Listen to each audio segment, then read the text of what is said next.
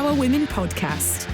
For your career and your life, no matter what business you're in. Hello and welcome to our We Celebrate season of the Northern Power Women podcast.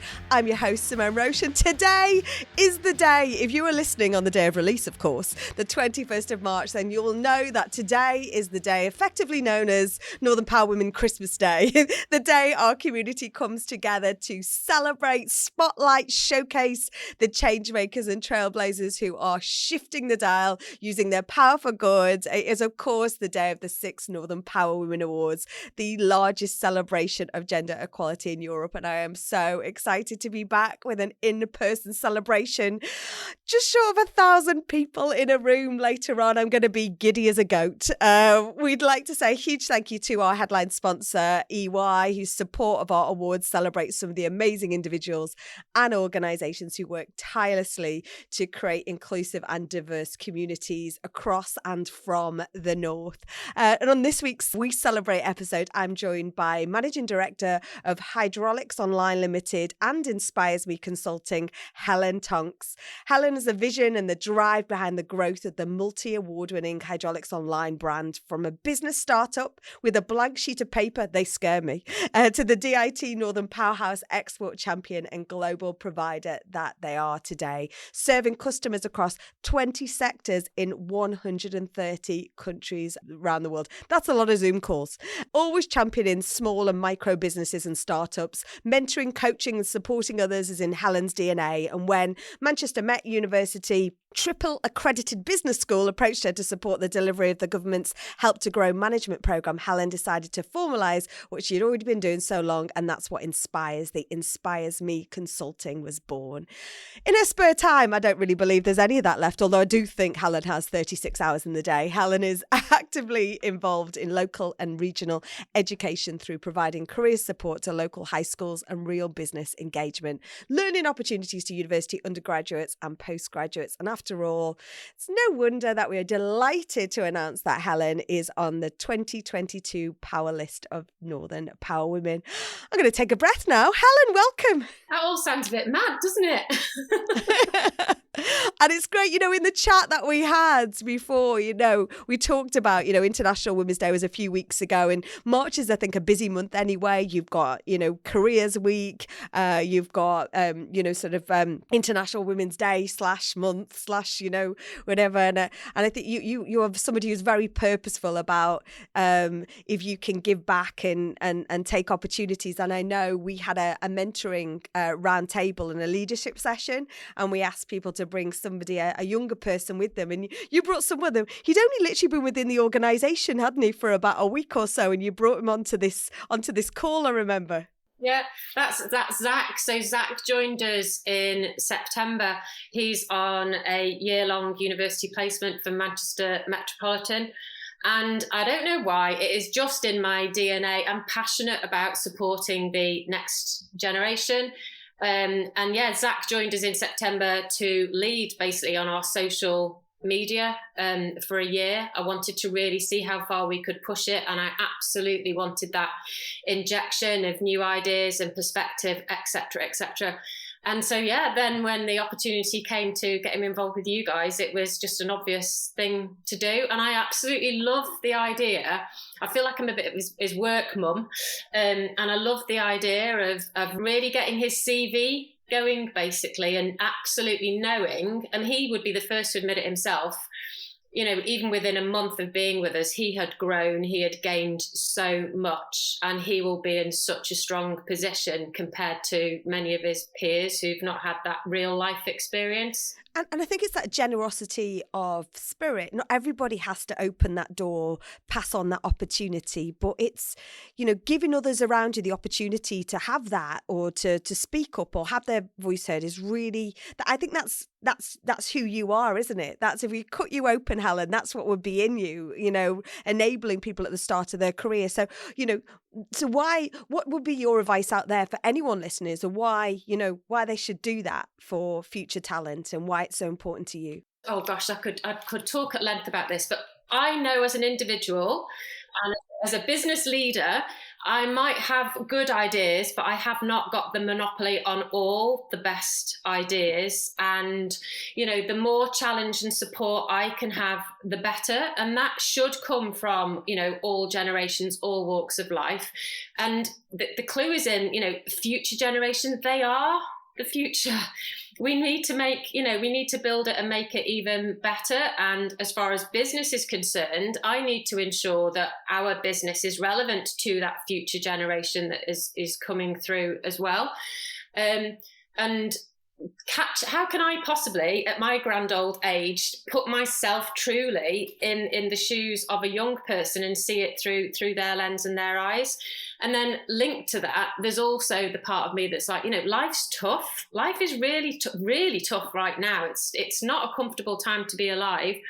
And there are some lessons in life that you absolutely have to learn firsthand, heartbreak and all the rest of it, and really understanding where your comfort zone and etc. But if I can do anything to pay it forward and help share bits of my wisdom, my contacts, open those doors, why on earth would I just not do that? Why would I want somebody else to kind of do it the hard way if I can show them an easier way where results can come faster and potential can be realised more quickly?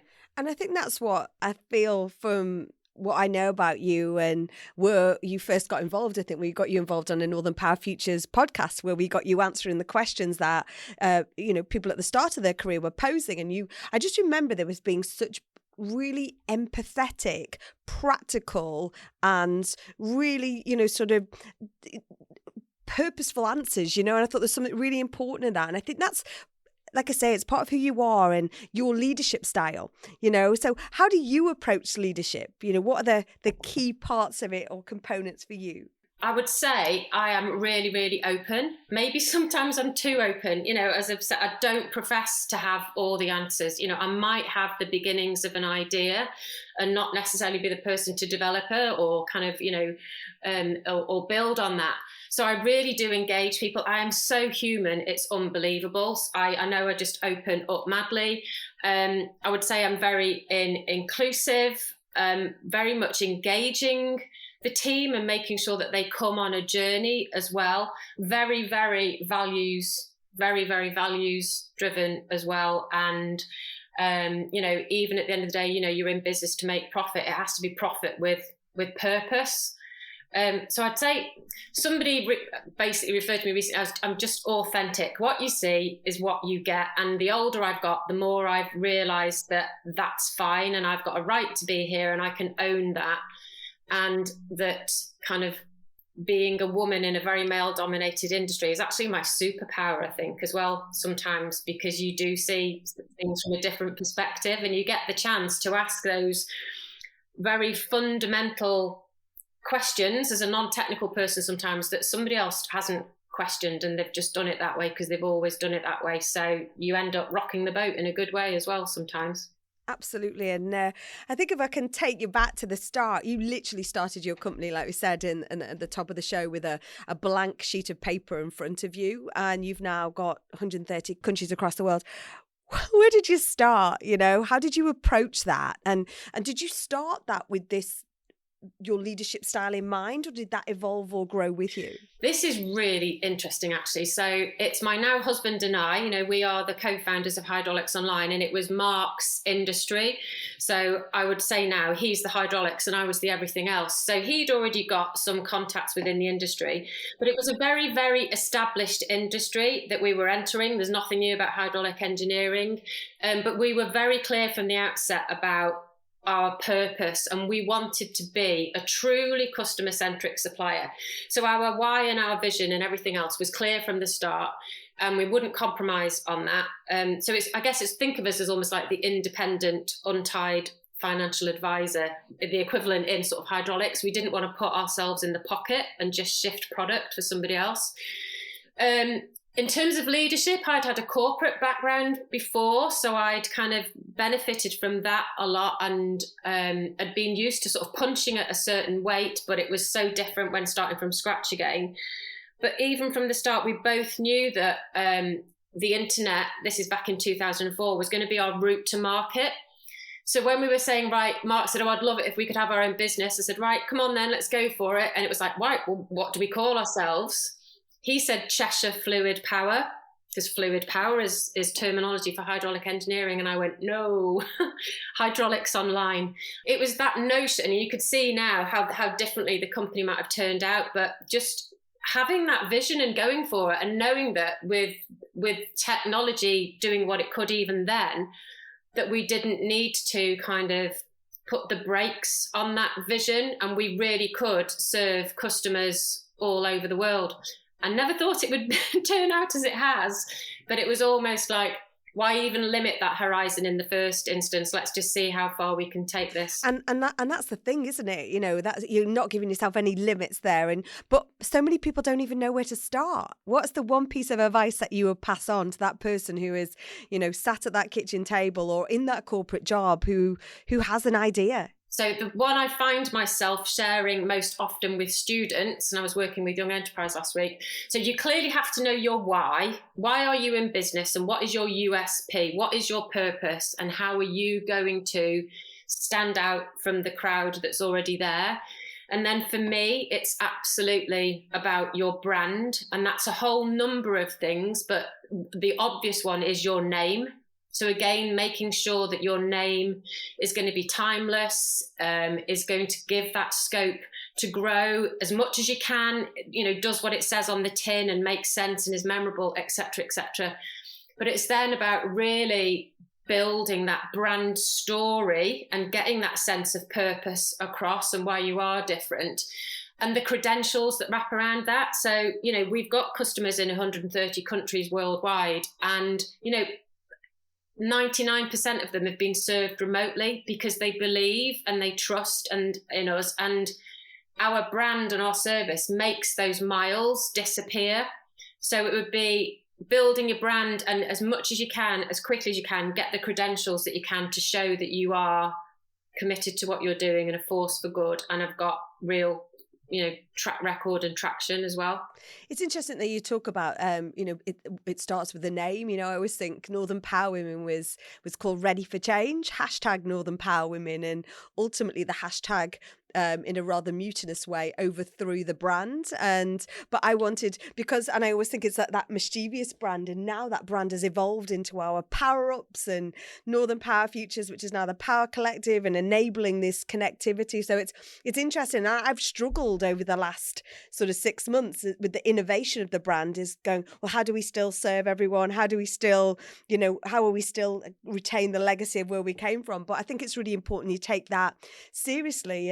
You have another new venture, don't you? Tell us about Inspires Me Consulting, and I'm guessing the clue's in the name.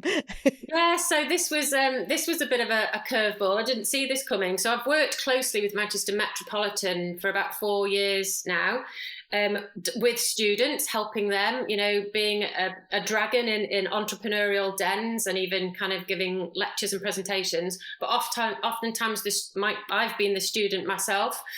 Anyway, I was approached in summer of last year by the Centre for Enterprise, asking if I would be a mentor supporting their delivery team with the Help to Grow management programme, which is a government-funded programme over 3 years, trying to get 30,000 business leaders through it. It's like a mini MBA, and a core component of it is one-to-one mentoring time. So I was a bit surprised when I was approached, and then told that I'd been the first person that they'd approached. But it made me realise I'd been doing this for so long already, people sort of gravitating to me, probably because I am a sucker for a good cause. I will open my heart and everything to anyone and just share my wisdom, knowledge, experience. And I've just for so long, I working with others and helping them on their journey, whether they're a student or a well-established business, it just inspires me. And if it's done well, even if I'm helping somebody else, I always get something back from that. It's a two-way flow. I'll always learn something myself. But SME at the end of Inspire SME is, you know, the acronym for small to medium enterprise, SMEs. So it's the idea of it. I want to inspire SMEs as well. And I think I am to many just that really, really relatable role model who has done it from the kitchen table and the blank sheet of paper. And there's still way more we can do. And I won't be on this planet long enough to achieve all my goals, but I'll give it a good shot. But I just think I'm relatable, and people think if she can do it, if they can do it, then it's within our grasp and reach as well. And that's what is certainly coming through the mentoring now that I'm doing. And I think it's that authenticity. There's so much, it's not, you are absolutely the real deal and not the tick box, there's so, so for me, it is that real kind of authenticity, like you say, and that collaborative. I think you have a real collaborative way of working. So one final thing is that we talked at the top about, our social medias and how busy it's all been recently. And, how do we avoid being stretched too thin? What's that one piece of advice, especially as I've only just found out that you were a mum to 7. How is there enough of you to go around? I honestly don't know. In a former corporate life, I was a project manager doing a lot of big strategic change. So I think I am naturally organised, and my head joins the dots sort of very quickly. There are days and weeks, and even this month now, where I think, oh my gosh, I am spread too thin, but I'm just naturally restless as well, And I don't know if that's because I am a mum to so many that there's never been much time to sit down. I think it is in, though, the planning and good old kind of urgent versus important, and almost not necessarily knee-jerking to somebody's request and trying to work out when I can best accommodate that within a diary, but spotting where there are synergies as well. But I would so much rather be busy and stretched than twiddling my thumbs and knowing that I wasn't giving everything my best shot. The one trick I've learned, or the one bit of advice I would give, though, having learned the hard way, you can't pour from an empty jug. So I do now make time to make sure that I look after me, because I can't be at my best if I'm running on empty as well. Oh, my husband, Northern Power Man, says that to me all the time. Self-care, self-care, self-care, Simone. I'm like, oh, it's tough. It's tough sometimes when you say restless. I call myself impatient. So, Helen, I could talk to you for hours. I can see why you're such an amazing mentor. I can see why you're on our power list. It is great to connect with you again. It's great to see you. Thank you so much for joining us on today's podcast. Thanks for having me. And thank you all for tuning in today. Please do tell your friends about the podcast. Reach out to us on socials at North Power Women on Twitter and Northern Power Women on all the other social medias. Drop us a line, podcast@northernpowerwomen.com. Join us on Monday the 28th, where we'll be replaying our podcast from the winners of the Northern Power Women Awards episode. My name is Simone Roche. You've been listening to the Northern Power Women podcast, a What Goes On Media production.